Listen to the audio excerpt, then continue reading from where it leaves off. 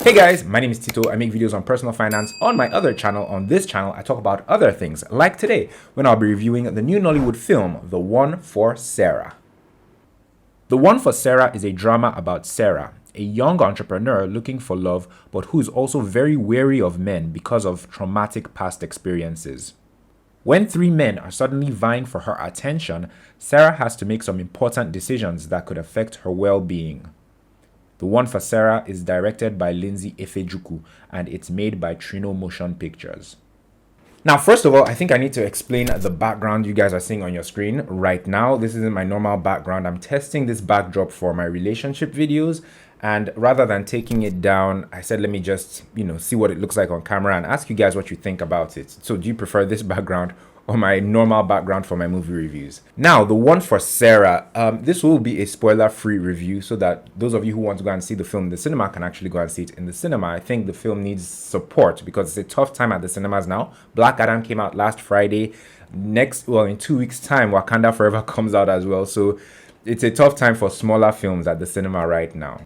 The performances. Beverly Naya. Beverly plays the title character Sarah in this film, and we don't see Beverly in that many movies, to be honest. I think the last film I saw Beverly in was in Chief Daddy 2 at the beginning of the year, and dare I say she was actually one of the attractions or one of the things that led me to want to go and see this film. And Beverly was good. Her performance was sufficient in terms of a young fashion entrepreneur who is, everything seems to be going all right in her life except for her love life, and she's trying to find a guy to get into a relationship with, but she's also very wary of men because of past experiences. So in terms of playing that kind of character, I think Beverly did a good enough job. I did have issues with the character though, because she didn't seem like she was very bright, or she made lots of irrational decisions, if you ask me, in the film. And that's fine if a character is like that, but at the end of the movie, she didn't have a change of heart or a transition where she acknowledges her bad decisions and then decides to become, or actually does become, a better person at the end of the movie. I don't think that happened. So yeah, I kind of had an issue with that, with the character in that regard. Bucci Franklin is another actor that we don't get to see very often. I can't even remember the last film I saw Bucci Franklin in, but he was good. He plays Michael in this film, a photographer who comes into Sarah's life, that's Beverly's character, rather recently, and they actually have some good chemistry in the film, both characters. And you could tell that Bucci enjoyed playing the character. He's a bad boy, but he also kind of has a good heart. Bucci did a good job. Uzor Arukwe is another guy in the film who comes into Sarah's life rather recently. If you can tell from the trailer and just by the poster alone that these guys are kind of vying for Beverly's heart in one way or the other, and Uzor Arukwe's character Fred is one of such guys. And his performance was sufficient, but it wasn't anything out of the ordinary. It wasn't like Uzor Arukwe from Sugar Rush or any of the really memorable roles we've seen Uzor Arukwe play. I think Fred was just the nice guy variant of Uzor Arukwe. If you've seen Uzor play a nice guy in any other film, that was Uzor in this film. Etim Effiong. Daniel was good. He didn't have as much screen time in this film as I thought. His character was a bit different. Yes, it was a different Daniel than many of us are used to seeing. In fact, it was kind of like a throwback to Daniel Etim Effiong from Giddy Up. His character, what was his character's name in Giddy Up? Folari, that was his name. It could have been like Folari from Giddy Up, but unfortunately, the writer and the producer of this film, I don't think they dwelled enough or fleshed that character out enough to make him kind of like Folari from Giddy Up. Because if they did, it would have been really good for the film, and it would have been nice to see Daniel play that kind of character again, because I don't think I've seen Daniel play a character like Folari since Giddy Up, and Giddy Up was almost 10 years ago, if not 10 years ago. So I think they dropped the ball on that one.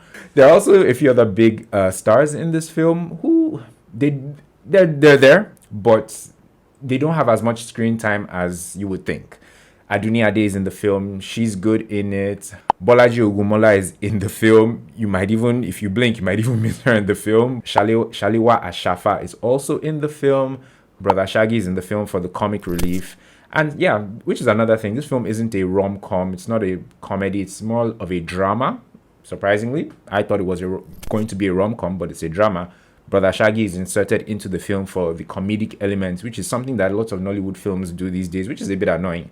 They feel like they have to have an element of comedy in the film to get people to come and see the film. Because if you ask me, to be honest, Brother Shaggy's character and his scenes weren't entirely necessary in the movie, but they put him in there to, attract audiences and people who like comedy and like, Brother Shaggy, to come and see the film. And it's silly to me, but I guess the game is the game. It's the economics of movie making in Nollywood. So yeah, he's there. Who else? There's one more person that's a bit of a big name that was in the film. Bimbo Ademoye. Bimbo Ademoye is also in the film. She plays Lizzie, Sarah's like bestie. And Bimbo was all right.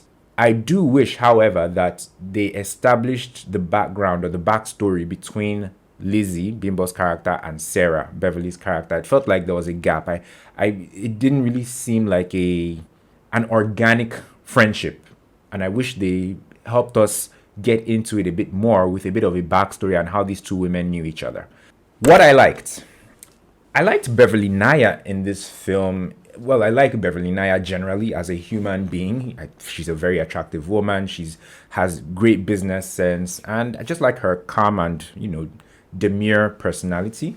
I also liked that she did something I didn't expect in this film. I actually like when actors do things that you don't expect them to do in movies. So in this film, she scales a fence. She jumps a fence in this movie, and I didn't see that coming. I was like, as it was happening, I was like, is this actually happening? Is Beverly Naya actually scaling a fence right now? And it was interesting to see. I also like the fact that she plays a fashion entrepreneur in this film, which she actually is in real life. Maybe that's why we don't see her in so many films. Beverly has a thriving fashion brand called Naya. I'm a huge fan of it. They make lovely gowns for women, and just the whole business acumen behind it, the business machine. I follow her on Instagram and I see how she pushes her products and how she sells to an international market. It's quite appealing, and she's a very industrious woman.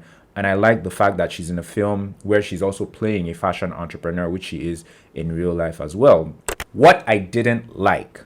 There are a number of things in this film that I honestly did not like. The first of which was the fact that this film was unnecessarily cheesy, just super cheesy from the beginning of the film, especially with the conversations between Lizzie, Bimbo Ademoye's character, and Sarah, Beverly's character. They had a few phone conversations and it was just super cheesy. And it's okay sometimes for a film to be cheesy, but let it be relevant. It didn't feel relevant, and it didn't feel like a lot of things made sense, in all of the cheesiness. I don't know if that in itself makes sense. Well, talking about sense, lots of things did not make sense in this film, and it felt like many of the characters lacked common sense. I'll give you an example.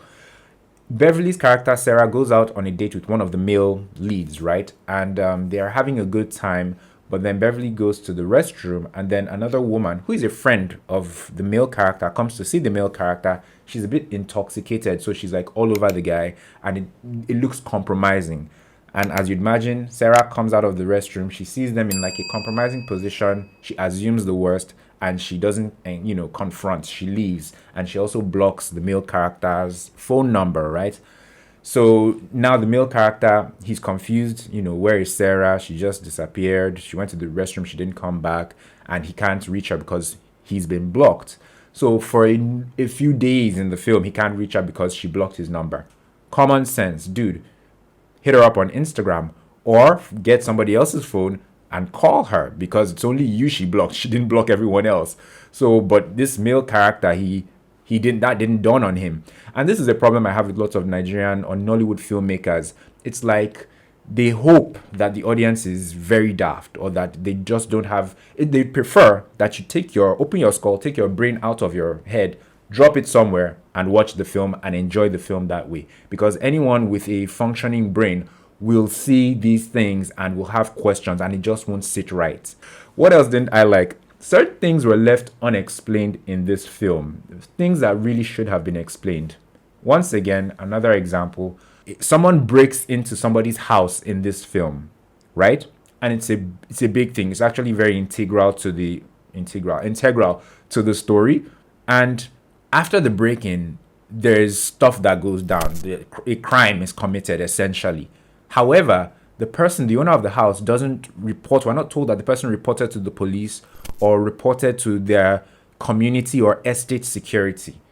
The person just carries on with life as usual, and we're not even told what exactly happened after the break-in. We see that someone breaks in.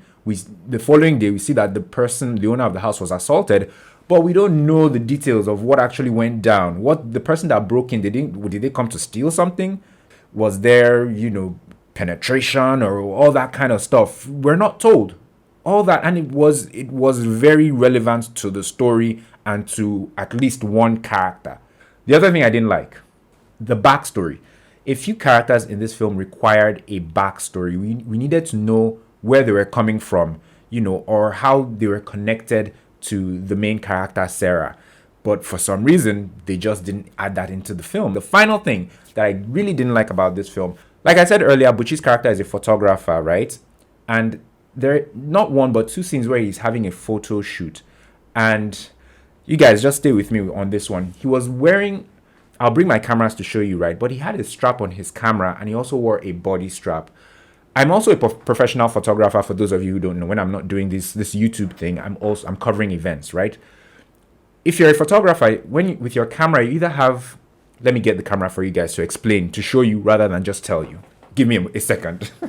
All right, so what I'm wearing right now is a camera strap. It's a body strap, right? It comes down from the shoulders, and you have these two pins to, lock your two cameras, especially if you're carrying two cameras.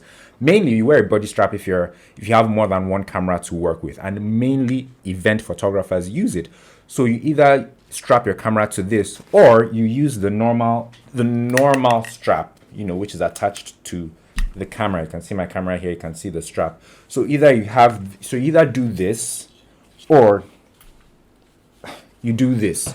But if you're using this strap, you don't wear this strap. They don't go together. It's one or the other. Why I'm saying all this is because in the movie, Bucci's character, who, like I said, is a photographer, and a studio photographer at that, not an event photographer, he's doing a photo shoot, and he has both on. He's wearing this, but yet he still has this on. The moment I saw that in the film, I was dozing off. When I saw that, my eyes opened up. I was like, no, you're kidding me. This is not happening right now. He had both. And that just showed a lack of attention to detail. To put it in context for you guys, particularly women, you using both straps is like a woman wearing a tube top and then also wearing a strapped bra. You get it? Because with a tube top, you're meant to wear a strapless bra so that your shoulders are bare. You can tell I was livid when I saw it. I took pictures. I'll probably put the picture up on the screen. And what all this just told me when I saw it was the lack of attention to detail that the filmmaker paid to that element, you have a character, you don't even know things or details about the profession of the character. And I felt like my profession as a professional photographer was misrepresented in the film. I was instantly turned off. I was very upset.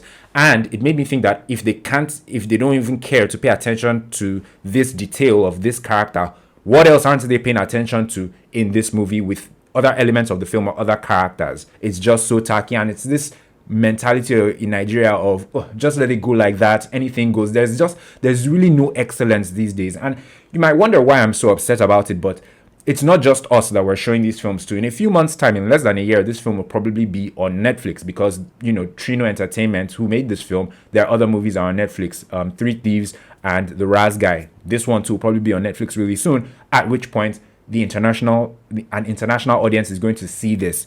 And it's embarrassing when you're showing these things to just your fellow countrymen, but when the world sees these poor judgments or these mistakes, it's just on another level. Who should see it? See The One for Sarah if you relate to films or with films that have this theme of mental health and emotional stability and all that, because the character Sarah does have like a rocky past, and she's trying to build herself up to be a better person mentally and emotionally, right? Also, if you're a fan of some of the actors in the film, like Beverly Naya, or Bucci Franklin, Bimbo Ademoye or Daniel Etim Effiong. Incidentally, Daniel Etim Effiong and Bimbo Ademoye were in two films that I reviewed recently. I don't know if you guys saw them, Selena 2 and 3. But I know some people go and watch movies that have their faves in them, regardless of how the film turns out, whether it's good or bad. So if you're one of such people, then hey, go and see The One for Sarah. In conclusion, and it does pain me to say this, I wasn't a fan of this film, I didn't enjoy it, and I place the blame squarely at the feet of the writer, the producer, and the director, the people behind the camera, because I felt, like they took the audience for granted. I felt like there were so many loose ends, and I felt the writing in particular was lacking. So it's on them, if you ask me. And I've noted their names so that if I see their names on a poster in future, I will know what to expect, or I'll know that I should not see this film. And I'm not condemning them based on this one film. I do hope that they improve on their craft and they learn from their mistakes and they get better as time goes on. But for now, if I see their names on a poster, I think you can count me out. Thank you guys so much for watching this review. It's been a long one. Thanks for watching all the way to this point. If you enjoyed it, please like it by clicking on the like button just underneath the video, and subscribe to this channel as well by clicking on the red subscribe. The subscribe button is no longer red. It's now black. What a world we live in. Click on the black subscribe button underneath the video to subscribe to this channel. On this channel, I don't just do Nollywood movie reviews. I also talk about relationships. So check out some of my past relationship videos or my past Nollywood reviews. You can click the card in the corner of the screen. I also have another YouTube channel where I talk about personal finance, saving, and investing, because those things are very important. To check that channel out, check out the description box underneath this video. Thanks for the final time, guys. I will see you in the next one. Take care.